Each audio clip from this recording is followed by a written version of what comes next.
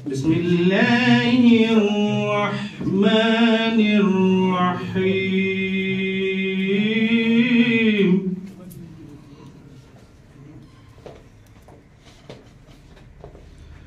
वद्दुहा वल्लैलि इज़ा सजा मा वद्दअक रब्बुक वमा क़ला। अस्सलामु अलैकुम नाजरीन, आप देख रहे हैं इन्फो मीडिया एक्सप्रेस और मैं हूं शबीर खान। नाजरीन, अगर हम जिंदगी की बात करेंगे, पहले इंसान जन्म लेता है और कहीं ना कहीं जन्म लेने के बाद माँ बाप अपने बच्चे को पढ़ाती है और पढ़ाने के बाद माँ बाप की यही ख्वाहिश होती है कि मेरा बच्चा बड़ा होकर एक कामयाब इंसान बन जाए। उसके बाद अगर देखा जाए कि इंसान काफ़ी जिद्दोजहद करता है रोज़ी रोटी को लेके। आधे लोग बिजनेस में जाते हैं, आधे लोग सरकारी मुलाजमत करते हैं। तो इसी सिलसिले को आगे बढ़ाते हुए मेरे साथ आज बात करने के लिए मौजूद है मसरूर अहमद सराफ, जो एक गवर्नमेंट एम्प्लॉय है। आज ये अपनी नौकरी से सबकदोश हो रहे हैं और कहीं ना कहीं आज सोपोर में इसके लिए एक जो है प्रोग्राम मुनक़िद किया गया है। उनके जो साथी हमरा थे, उन्होंने इसकी जो है रिटायरमेंट पर एक प्रोग्राम मुनक़िद किया है कि मसरूर साहब को अलविदाई तकरीब में। तो नाजरीन, हम मसरूर साहब से जानना चाहते हैं कि सर की जो सर्विस है कितनी रही है इस दौरान, और मसरूर साहब से कुछ हम ऐसी बातें भी जानेंगे कि जो इसकी लाइफ में हमेशा याद रहेंगे। मसरूर साहब, अस्सलाम वालेकुम। सबसे पहले हम आपको मुबारकबाद पेश करते हैं। आज आप अपनी मुलाजमत से रिटायर हो रहे हैं और आपके हमरा बहुत सारे साथी हैं जो आपको अलविदाई तकरीब दे रहे हैं। और कहीं ना कहीं जब भी देखते हैं कि जो सीनियर मेंबर होते हैं, सीनियर लोग होते हैं, उनको हमेशा अपने जो नीचे काम करते हैं उनको वो वरहाना इस्तकबाल से खैराबाद करते हैं। आज आपका आखिरी दिन है अपने साथियों के साथ। सबसे पहले मैं आपसे जानना चाहता हूं कि आपका ताल्लुक कहां से है और आपने अपनी जो पहली तालीम है कहां से जो है हासिल की? शुक्रिया आपका बहुत ज़्यादा। मेरा नाम मसरूर अहमद सराफ हूँ और मैं बारामुल्ला कस्बे से ताल्लुक़ रखता हूँ। माल तबरीज़गंज हमारा पुश्तनी आबाई घर है, वाक़ा है वहाँ पर। उसके बाद हम आज काली बाग बारामुल्ला में रहते हैं पिछले 2-3-4 दहाइयों से। मेरे वालिद साहब ने वहाँ मकान बनाया। तो बहरहाल आपने मुझसे ये पूछा कि आपकी इब्तदाई तालीम कहाँ से हुई, तो मेरी इब्तदाई तालीम बिल्कुल उसी महल तबरीज़गंज के एक स्कूल वहाँ पर वाक़ा था, मिडिल स्कूल, तो वहाँ से मेरी तालीम शुरू हुई। लेकिन बाद में 70s में मेरे वालिद साहब ढोडा चले गए, प्रोसिक्यूशन विंग में थे, वो लॉ ग्रेजुएट थे लेकिन मुस्लिम यूनिवर्सिटी से, तो अपने साथ ले गए वहाँ दूसरी जमात में। तो 7वीं तक मैंने ढोडा में तालीम हासिल की गवर्नमेंट स्कूल में। उसके बाद वापस आए तो बारामुल्ला कस्बे में ही गवर्नमेंट स्कूल से मैं पढ़ा हूँ। बाद में मैंने जो बारामुल्ला डिग्री कॉलेज से ग्रेजुएशन की, BSc किया। उसके बाद 90s में अपॉइंटमेंट हुई जनरल लाइन टीचर SSR के थ्रू सिलेक्शन होकर मेरी अपॉइंटमेंट डिपार्टमेंट ऑफ एजुकेशन में मेरी तैनाती हुई बहसियत मुदर्रिस उस्ताद। तो प्राइमरी स्कूल, मिडिल स्कूल और हाई स्कूल तक मैंने स्टार्ट गोडी पहले जो दहाई थी 15 साल तक मैंने काम किया। उसके बाद मेरी एक अपॉइंटमेंट हुई बीच में SSR के थ्रू रेवेन्यू में। मैं चला गया कुछ टाइम के लिए, तो लेकिन वहाँ मेरी वो तशफ़ी नहीं हुई। मुझे लगा नहीं, मेरे लिए महकमा तालीम ही बेहतर है और यहाँ मैं ज़रा खिदमत कर सकता हूँ अपने सोसाइटी की, अपने कौम की। तो मैं फिर वापस आया और तब से आज तक वो जो मज़ीद जो मेरी सर्विस है 15-16 साल की, तो मैं मुख्तलिफ स्कूलों में तैनात रहते हुए फिर 2013 में मैं लेक्चरर बना और मेरी पोस्टिंग डाइट बांडीपुरा में हुई। तो जी उसके बाद 18 से मैं डाइट बारामुल्ला में हूँ, डाइट सोपोर जो वाक़ा है district institute of education training Baramulla. 2018 12 अप्रैल से आज तक मैं बिल्कुल वहाँ ही तैनात हूँ। और इस हवाले से हमारे जो डिस्ट्रिक्ट बारामूला में 2400 के करीब स्कूल बनते हैं, इनके साथ हमारा एक ताल्लुक रहता है एकेडमिक्स के हवाले से। तो चूंकि आपने कहा कि रिटायरमेंट का आखिरी दिन आज नहीं है, इस महीने की 30 तारीख को आखिरी मतलब रिटायरमेंट हो जाएगी मेरी। 33 साल 4 महीने और 20 दिन की मेरी वो कुल सर्विस बनती है।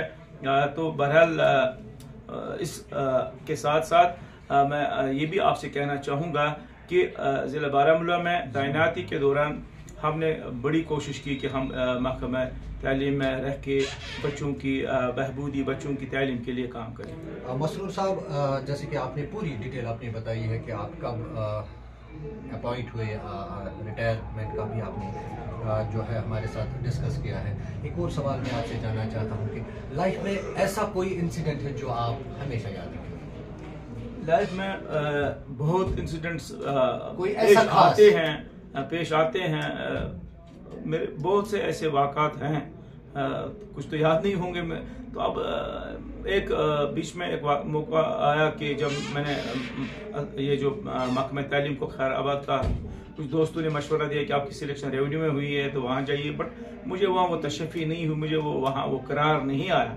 तो ट्रेनिंग के दौरान ही मैं वापस चला आया, क्योंकि मेरी सर्विस जो मैं वहाँ पोस्टिंग जो हुई थी वो इन सर्विस कैंडिडेट के तौर पे हुई थी। बहरहाल मैं वापस आया, क्योंकि उसमें मुझे डिपार्टमेंट में मैंने नौकरी से रिजिग्नेशन नहीं दिया था, तो मैंने फिर बसीद मुद्दत से काम शुरू किया। एक और वाक़ा ऐसा है कि मैं BSc था, तो मेरे वालिद साहब अलीगढ़ मुस्लिम से MA इकोनॉमिक्स और LLB करके आए थे, तो और प्रोसिक्यूशन विंग में तैनात थे।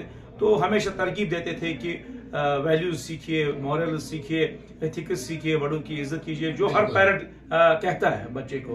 तो इसके साथ साथ उन्होंने मुझे ये भी तरकीब दी कि आप लॉ में जाइए।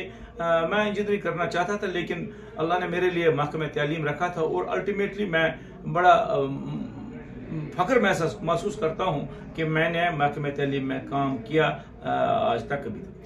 सर, जैसे कि आपने महकमा तालीम में अपनी जो सर्विस है वो अंजाम दी है, हज़ारों की तादाद में बच्चे आपसे तालीम हासिल करते गए हैं, और आप डाइट में थे और डाइट से ही आप अपनी रिटायरमेंट ले रहे हैं।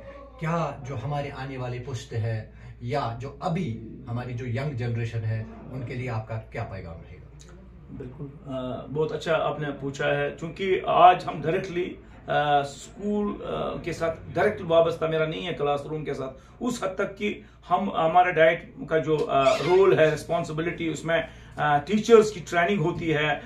बिल्कुल हम जाते हैं स्कूलों में और क्लास में जाते हैं, मॉडल लेक्चर लेसन डिलीवर करते हैं, लेकिन डाइट्स का बहुत ही बड़ा एक रोल है। असातिज़ा की तालीम व तरबियत और उनकी ट्रेनिंग, जो नए बदले हुए हालात में नए इंटरवेंशंस आते हैं, जैसे कि अभी नेशनल एजुकेशन पॉलिसी 2020 लागू हुई, तो इसको अमलाने के लिए डाइट का एक बहुत बड़ा रोल है। टीचर्स की ट्रेनिंग में डाइट्स का बहुत बड़ा रोल है।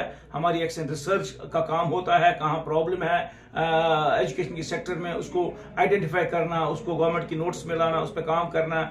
इसके साथ साथ हमारा बुक रिव्यू होता है, एग्जामिनेशन कंडक्ट करना अप टू 9th क्लास। तो डाइट्स का एक बहुत बड़ा रोल है। इसी रोल को निभाते हुए जो आप देख रहे हैं आज मेरे जो साथी हैं यहाँ पे, मोअज़्ज़ज़ असद कराम साहिबान है, ये पूरे डिस्ट्रिक्ट से आए हैं। हमारे 18 जोन है एजुकेशन डिपार्टमेंट में डिस्ट्रिक्ट बारामूला में, तो 18 जोन से हर जोन का यहाँ रिप्रेजेंटेटिव मौजूद होगा, जिन्होंने आज मेरे एजाज में ये तकरीब यहाँ रखी है सुपरनेशन की। तो एक्चुअली इनके साथ मेरा जो राब्ता रहा पिछले 3-4-5 साल में, जब से मैं यहाँ डाइट बारामूला सोपोर में तैनात हूँ, मैंने कोशिश की कि डाइट में जो काम हो रहा था उसको अपने लेवल पे, जो जहां मेरा मैंडेट था, जहां पे मेरे इंटरवेंशंस मुझे सौंपे गए थे, इनको मैं बेहतर से बेहतर तौर पर अमलाऊं। तो इसी की एक कड़ी ये है कि ये जो तमाम असातिज़ा कराम हैं अपने अपने स्कूल में पढ़ाते हैं, लेकिन पिछले 4 साल से जब से कोविड पूरे ग्लोबली वारद हुआ और कोविड के होने के बाद हमने वर्चुअल एक प्लेटफॉर्म बनाया और हम 24 घंटे इसके साथ काम करते रहे। बहुत से ऐसे प्रोग्राम आए गवर्नमेंट ऑफ इंडिया के, जैसे विद्या अमृत महोत्सव आया, उसमें टीचर्स अपने छोटे छोटे वीडियोस बनाते हैं बच्चों के लिए, एजुकेशनल वीडियोस। इसी के साथ साथ दीक्षा प्लेटफॉर्म पे निष्ठा के कोर्सेज आए, निष्ठा 1, 2, 3, 4, 5, उसका मैं डिस्ट्रिक्ट कोऑर्डिनेटर रहा। इसके साथ साथ विद्या अमृत महोत्सव में डिस्ट्रिक्ट नोडल ऑफिसर रहा। इस साल टॉय कैथन हुआ पूरे जम्मू कश्मीर में, उसमें डिस्ट्रिक्ट बारामूला सरफहरिस्त रहा। उसमें मेरी ये टीम सारी जो यहाँ जो हमारे रेस्पेक्टिव टीचर्स हैं, वैसे थे जोनल नोडल ऑफिसर, हर जोन से एक एक दो थे, इन्होंने साथ दिया हमें। और मेरे प्रिंसिपल सर, वर्दी प्रिंसिपल सर की हिदायत पर, उनके ताउन से मैंने इनसे मिलके पूरे डिस्ट्रिक्ट में हम टॉप पे रहे जम्मू कश्मीर में। इसी तरह विद्या अमृत महोत्सव में हम टॉप पे रहे। इसी तरह निपुण भारत मिशन हमने यहाँ लॉन्च किया फाउंडेशन लिटरेसी और न्यूमरेसी के हवाले से, उसमें J&K में हम पहले नंबर पर हैं। और हमारा SCRT जो गवर्निंग बॉडी होती है डाइट्स की, वो ये मानते हैं कि डिस्ट्रिक्ट बारामूला टॉप है। इसी के साथ साथ जितनी भी टीचर ट्रेनिंग हुई, चाहे ऑफलाइन ऑनलाइन में, उसमें भी हम सरफहरिस्त हैं हमारा डाइट। और बिल्कुल आप इसको खुद पता कर सकते हैं कि आज के डेट में डिस्ट्रिक्ट बारामूला में हमारी रैंकिंग क्या है। इसके साथ साथ हमने पिछले 2 महीने में एक तो हमारे डिस्ट्रिक्ट बारामूला के 10,003 टीचर्स को school based assessment and holistic progress card के हवाले से ट्रेनिंग दी वर्चुअल मोड में। हमने ई कंटेंट के हवाले से ऑफलाइन ट्रेनिंग दी डाइट में। हमने नेशनल करिकुलम फ्रेमवर्क 2022 में सैकड़ों टीचर्स की ट्रेनिंग की डाइट में। इसके साथ साथ बहुत से ऐसे प्रोग्राम्स हैं जो इस वक्त पाइपलाइन में हैं या जो चल रहे हैं।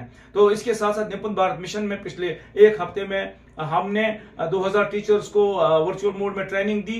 और हमारा एक बहुत बड़ा टारगेट है डिस्ट्रिक्ट बारामूला, लेकिन इसमें बाज़ाब्ता हमारे डाइट की सारी फैकल्टी मिली हुई है और मेरा भी इसमें एक बड़ा अहम रोल है। थैंक यू सर, आपने इन्फो मीडिया एक्सप्रेस को टाइम देने के लिए आपका बहुत बहुत शुक्रिया।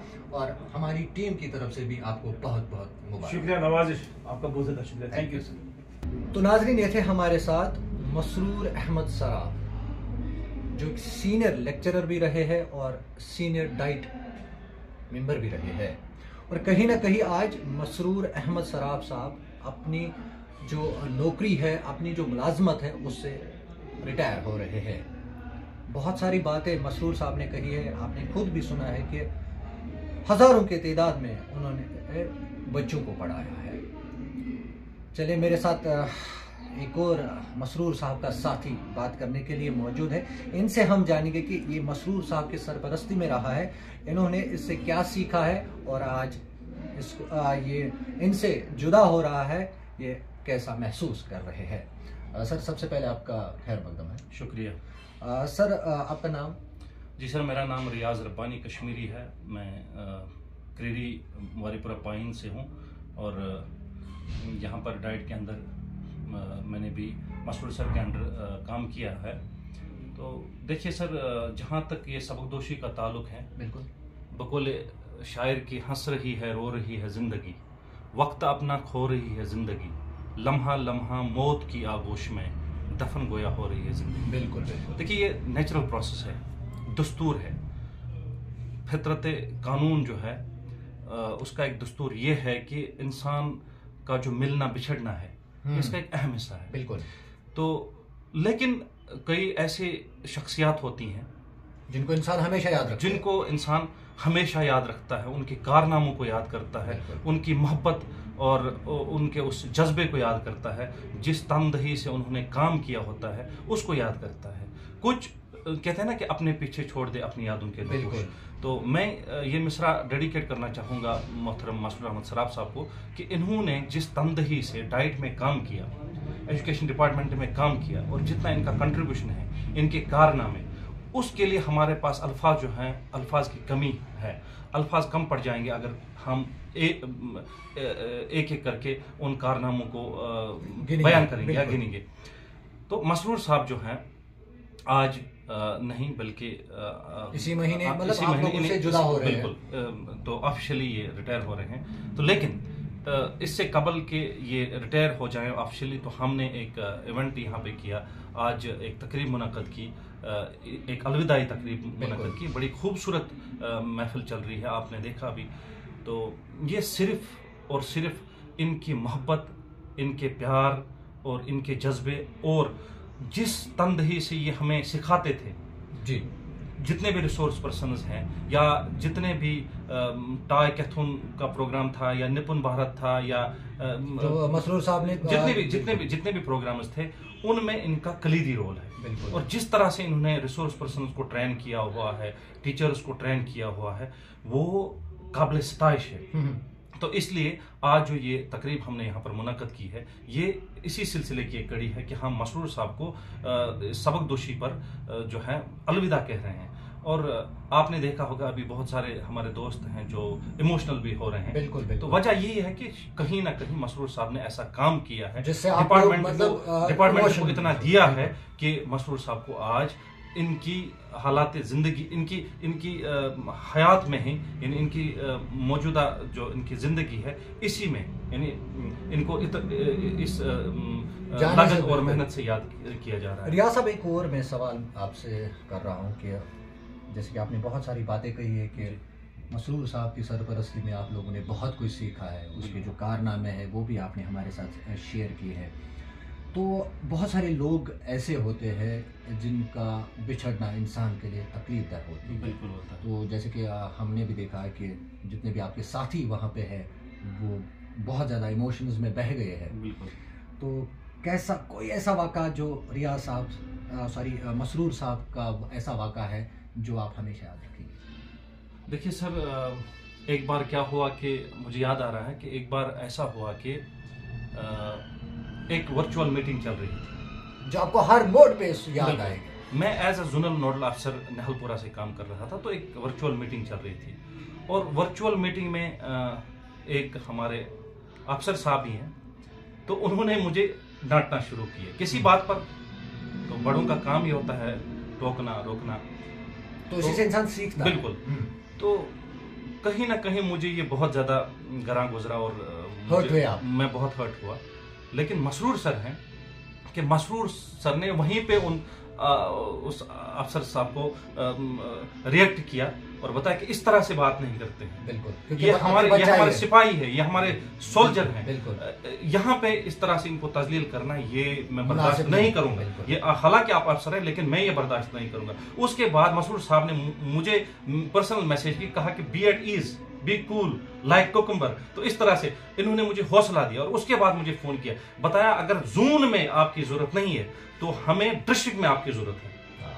तो मैं उन लम्हात को नहीं भूल सकता हूं, जब भी हमें लगा कि कहीं ना कहीं हम में कोई चूक हो रही है, तो मसरूर साहब ने हमें थामा, प्यार दिया और कहा कि आपको आगे बढ़ना है, लगन से मेहनत से आगे बढ़ना है, तो आपको दुनिया की कोई ताकत नहीं रोक सकती है, आपके टैलेंट को नहीं रोक सकती है, आपकी कैपेबिलिटीज को नहीं रोक सकती है, इसलिए आपको आगे जाना है। इन्होंने एक सिपा सालार की तरह हम सबको फौजी बनाकर, अफवाज बनाकर अपने साथ चलाया। रियाज साहब, आपका बहुत बहुत शुक्रिया, आपने हमारे साथ बात की है।